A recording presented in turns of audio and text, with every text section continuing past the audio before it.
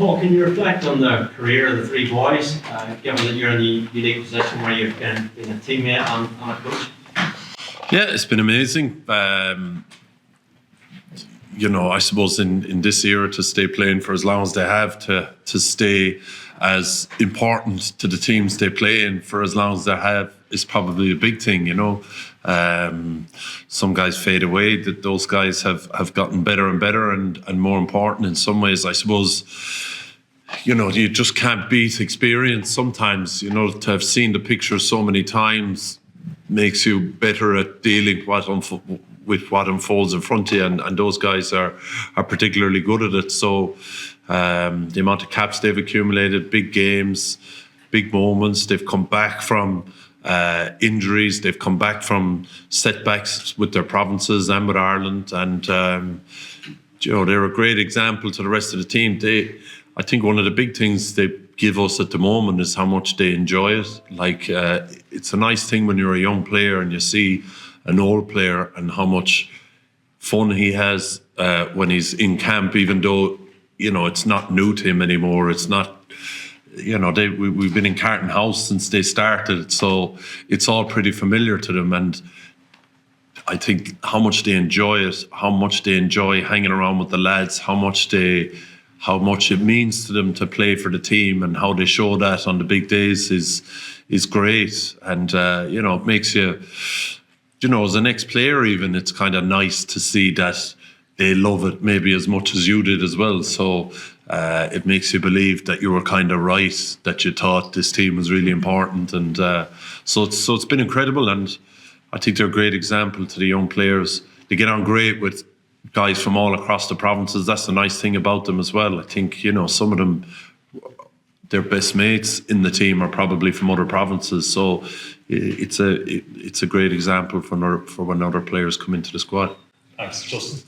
Well, if I can move away from the three lads, just on the squad and an update injury-wise, where are we at?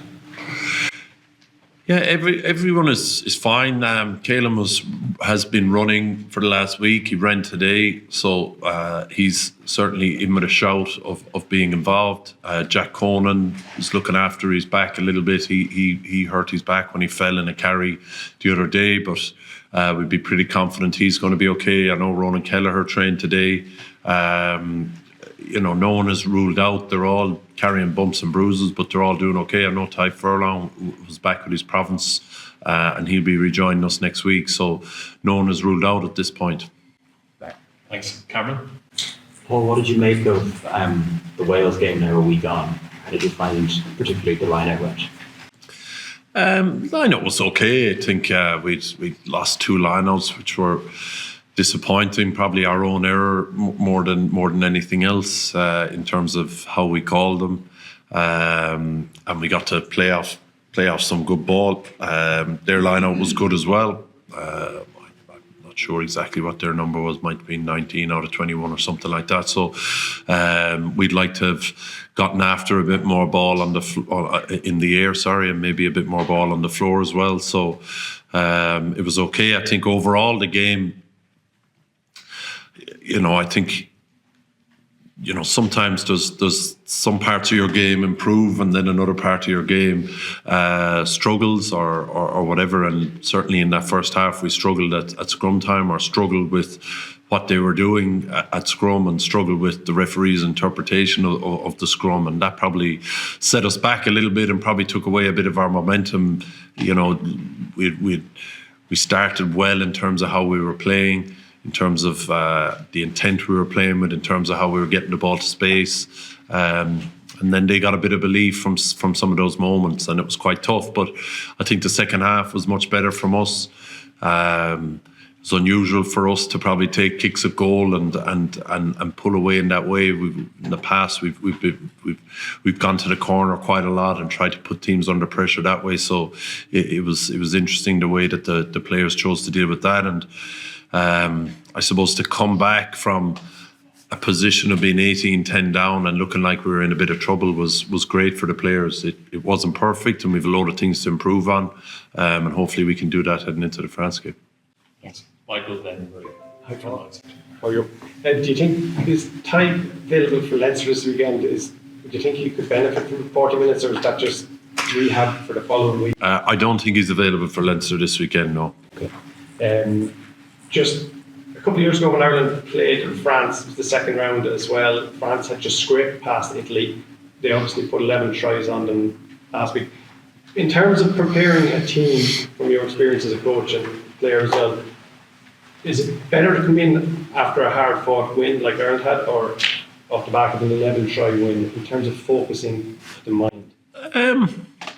I think for us anyway, we're getting better at not letting that kind of stuff affect us. You know, we'd hate to be trying to need a loss or need a poor performance to play well. You know, I think our boys have been pretty good at moving on from that. You know, and even the way we didn't do it this autumn, but generally speaking, how we started when we come in has been really good. And it's just because they're pretty good at staying in the moment and focusing on what's in front of them. They don't get too far ahead of themselves. I know, and there's probably all lads coming into the media and saying that one-liner, but they don't get too far ahead of themselves. And it's been a big strength of ours, and that's all we're doing now. The extra week is nice because France do a few things differently to other teams, so it allows you to have a look at them and prepare for some of those things, and we reset to zero. You know, that's what we did after the England game. That's what we tried to do after the Scotland game. You know, when you play a game like the Welsh game, for us, it gives us a load of information on things we need to be better at, and we need to stay on top of other things, and that's it. It's a lot simpler than you think, and as I said, even though they say those one-liners in the media, they do mean it, and they've gotten good at doing it. Last question for the live section, Murray. Just on the personnel front, Gavin Coombs out there, he's not on the Munster team. Is that to do with the two lads at number 8 being still doubtful, I guess? Yeah, I suppose both number 8s. Caelan wasn't going to be training with us this week. Jack had hurt his back, and you know, we find in these sessions as well, you know, sometimes someone goes down with an injury, or we want to manage someone or whatever. It's important that you have some cover that can cover, you know, can give guys breaks and sessions, because that 20 session is generally a pretty quick one. So Gav was in for that. He's been playing really well as well for Munster. He's been really good since he's come in for us. So